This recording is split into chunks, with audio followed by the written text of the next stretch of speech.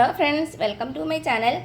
അപ്പോൾ ഇന്ന് ഞാൻ വന്നേക്കുന്നത് വളരെ ടേസ്റ്റി ആയിട്ടുള്ളൊരു കോവയ്ക്ക ഫ്രൈയുമായിട്ടാണ്. നിങ്ങൾ തീർച്ചയായിട്ടും ഒന്ന് ഉണ്ടാക്കി നോക്കണം. ഒരു പ്രാവശ്യം ഉണ്ടാക്കിയാൽ നിങ്ങൾ തീർച്ചയായിട്ടും വീണ്ടും വീണ്ടും ഉണ്ടാക്കും. ഇത് നമുക്ക് ചോറിൻ്റെ കൂടെ ഒരു നല്ല കോമ്പിനേഷനാണ്. ചോറിൻ്റെ കൂടെ മാത്രമല്ല, നമുക്ക് വെറുതെ ഇരുന്ന് കഴിക്കാനും നല്ല ടേസ്റ്റിയാണ്.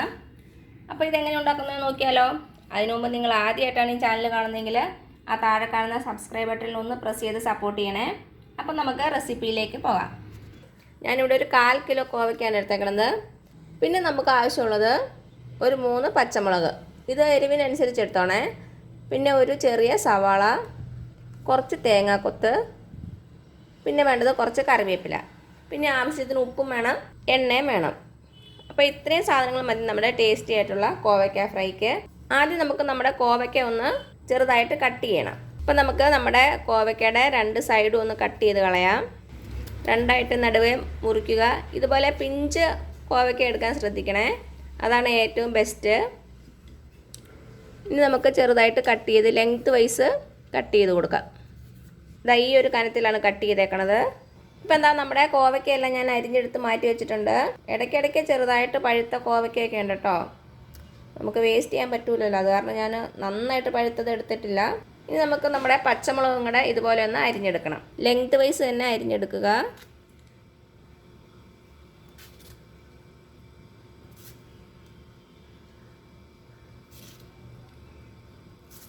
ഇനി നമുക്ക് കോവയ്ക്ക ഒന്ന് ചെറുതായിട്ട് സ്റ്റീം ചെയ്തെടുക്കണം. ഒന്ന് ചെറുതായിട്ട് വെന്ത് വരണം.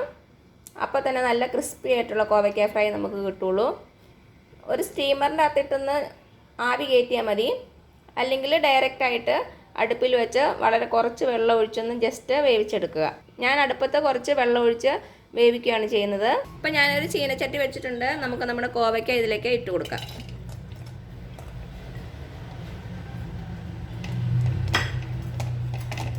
ആവശ്യത്തിനുള്ള ഉപ്പും കൂടെ ചേർത്ത് കൊടുക്കാം.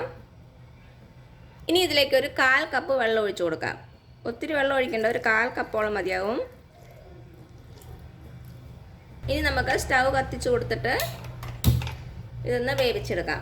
തീ ഒത്തിരി ഹൈ ഫ്ലെയിമിൽ വയ്ക്കരുതേ, ചെറു തീയിൽ വെച്ച് തന്നെ നമുക്കൊന്ന് ആവി കയറ്റിയെടുത്താൽ മതി. ഒന്ന് മിക്സ് ചെയ്ത് കൊടുക്കുക, നമ്മുടെ ഉപ്പൊക്കെ ഒന്ന് എല്ലായിടത്തും കിട്ടാൻ വേണ്ടിയിട്ട്.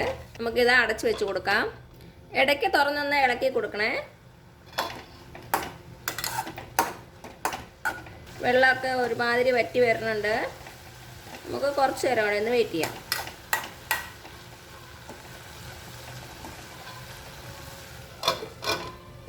ഒന്നുകൂടി ഒന്ന് തുറന്ന് നോക്കാം. അല്ല, നമ്മുടെ വെള്ളമൊക്കെ വറ്റിയിട്ടുണ്ട്. ഇനി നമുക്ക് തീ ഓഫ് ചെയ്യാം. ഇതാ ചെറുതായിട്ടൊന്ന് വാടി വന്നിട്ടുണ്ട് നമ്മുടെ കോവയ്ക്ക. അപ്പം നമ്മുടെ കോവയ്ക്ക റെഡിയാകുന്ന സമയം കൊണ്ട് ഞാൻ നമ്മുടെ സവാള ഇങ്ങനെ ചെറുതായിട്ട് കട്ട് ചെയ്ത് വെച്ചിട്ടുണ്ട്. അതേപോലെ നമ്മുടെ തേങ്ങാക്കൊത്തും അതും ഈ ഒരു വലുപ്പത്തിൽ കട്ട് ചെയ്ത് വെച്ചേക്കുവാണേ. അപ്പം നമ്മുടെ കോവയ്ക്ക ഇപ്പോൾ റെഡി ആയിട്ടുണ്ട്. ഇനി നമുക്കിതൊക്കെ ഒന്ന് ഫ്രൈ ചെയ്തെടുക്കണം. ഇപ്പം ഞാനൊരു ചീനച്ചട്ടി വെച്ചിട്ടുണ്ട്. നമുക്കതിലേക്ക് വെളിച്ചെണ്ണ ഒഴിച്ചു കൊടുക്കാം. ഇനി നമ്മുടെ എണ്ണ ഒന്ന് ചൂടായിട്ട് വരട്ടെ. ഇപ്പോൾ എന്താ, നമ്മുടെ എണ്ണ നന്നായിട്ട് ചൂടായിട്ടുണ്ട്. ഇനി ഇതിലേക്ക് നമുക്ക് ഫസ്റ്റ് തേങ്ങാക്കൊത്ത് ഇട്ട് കൊടുക്കാം.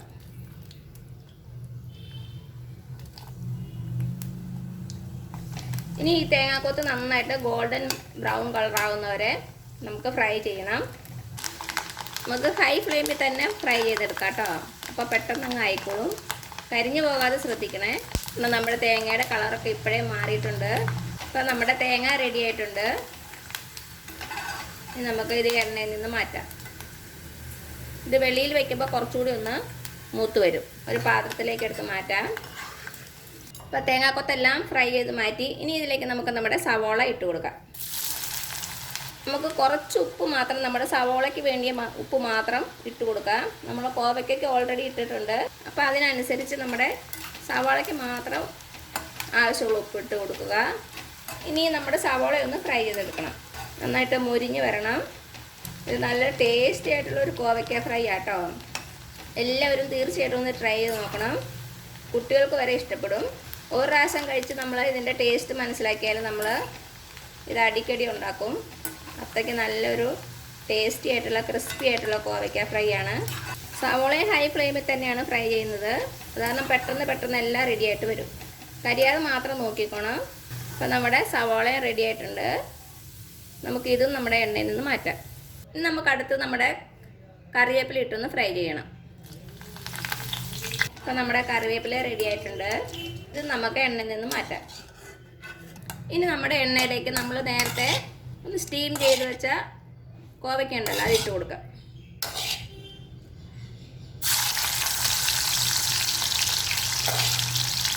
ഞാൻ 2 ബാച്ചായിട്ടാണ് ഇപ്പോൾ ഫ്രൈ ചെയ്തെടുക്കുന്നത്. ഹൈ ഫ്ലെയിമിൽ തന്നെ വെച്ചോളൂ, അല്ലെങ്കിൽ കോവയ്ക്ക നിറയെ എണ്ണ കുടിക്കും. നമ്മുടെ കോവയ്ക്ക നല്ല ക്രിസ്പി ആവണ വരെ നമുക്ക് ഫ്രൈ ചെയ്തെടുക്കണം. പെട്ടെന്നായിക്കോളും ഹൈ ഫ്ലെയിമിലായത് കാരണം. അപ്പം നമ്മുടെ കോവയ്ക്ക റെഡി ആകാറായിട്ടുണ്ട്. നമുക്ക് ഇളക്കുമ്പോൾ തന്നെ മനസ്സിലാകും റെഡി ആകുമ്പോൾ. ഇപ്പം ഇത്രയും മതിയാകും. ഇപ്പം തീ സിമ്മിലിട്ടോ കേട്ടോ, അല്ലെങ്കിൽ പെട്ടെന്ന് കരിഞ്ഞു പോകും. നമുക്ക് ബാക്കി കോവയ്ക്കയും കൂടെ ഇതേപോലെ തന്നെ ഫ്രൈ ചെയ്തെടുക്കാം.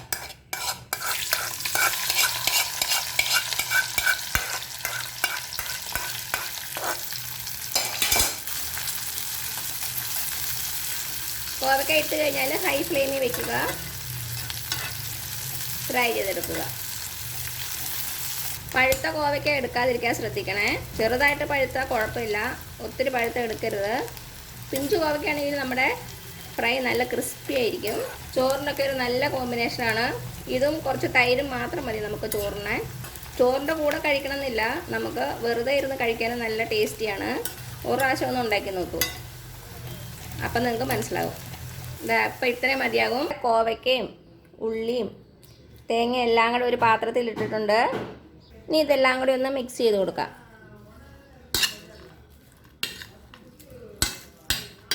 നമ്മുടെ ഉള്ളിയും കോവയ്ക്കയും തേങ്ങാക്കൊത്തും കറിവേപ്പിലയും എല്ലാം കൂടെ നന്നായിട്ട് മിക്സ് ആകണം. അപ്പം എല്ലാം കൂടെ നന്നായിട്ട് മിക്സ് ആയിട്ടുണ്ട്. അപ്പം അതാ ഇത്രയേ ഉള്ളൂ നമ്മുടെ ടേസ്റ്റി ആയിട്ടുള്ള നല്ല ക്രിസ്പി ആയിട്ടുള്ള കോവയ്ക്ക ഫ്രൈ. എല്ലാവരും ഒന്ന് ട്രൈ ചെയ്ത് നോക്കുക, എന്നിട്ട് അഭിപ്രായങ്ങളൊന്നും അറിയിക്കാൻ മറക്കരുത്. ഇതിനു മുമ്പ് ഞാൻ കോവയ്ക്കയുടെ റെസിപ്പീസ് ഇട്ടിട്ടുണ്ട്, അതൊക്കെ കാണാത്തവരൊന്ന് കണ്ടു നോക്കണേ. ഞാൻ ലിങ്ക് ഡിസ്ക്രിപ്ഷൻ ബോക്സിൽ ഇട്ട് തരാം. അപ്പോൾ എല്ലാവരും തയ്യാറാക്കി നോക്കുക, എന്നിട്ട് അഭിപ്രായങ്ങൾ അറിയിക്കാൻ മറക്കരുത്. ഈ വീഡിയോ ഇഷ്ടമാവുകയാണെങ്കിൽ സബ്സ്ക്രൈബ് ചെയ്യാൻ മറക്കരുത്, അതേപോലെ തന്നെ ലൈക്ക് ചെയ്യാനും ഷെയർ ചെയ്യാനും. അപ്പോൾ ഇനി പുതിയൊരു വീഡിയോ ആയിട്ട് വരുന്നവരേക്കും thank you so much. By.